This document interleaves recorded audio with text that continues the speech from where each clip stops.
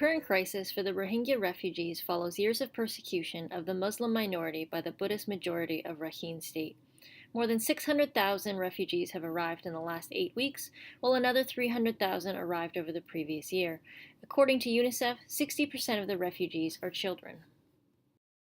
The UN's International Organization for Migration estimates that anywhere between 1,000 to 3,000 people cross the border into Bangladesh daily. The Rohingya are escaping from what the UN Human Rights Chief has called a textbook example of ethnic cleansing. What do you need to know? As of the 20th of October, more than 900,000 Muslim Rohingya refugees have crossed the Naf River. In scenes reminiscent of the Rwandan genocide, radio broadcasts, sometimes voiced by so-called Buddhist monks, encourage hatred and violence against the minority. When the Rohingya dared to push back militarily last year and earlier this year, the Myanmar army unleashed a wave of killing and violence, including the burning of Rohingya villages.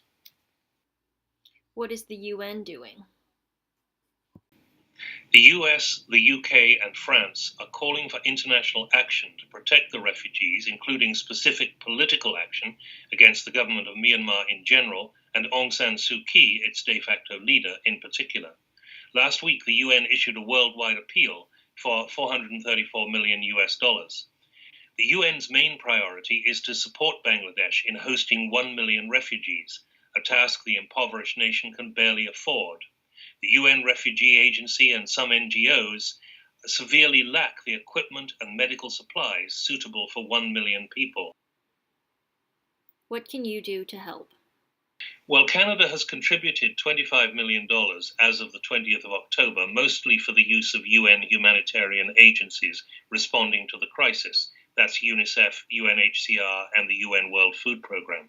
This week, Justin Trudeau nominated former Ontario Premier Bob Rae to be Canada's special envoy to Myanmar. But it's not only a matter of donations. Write to your Member of Parliament. Tell her or him what you would like to see Canada do for the Rohingya.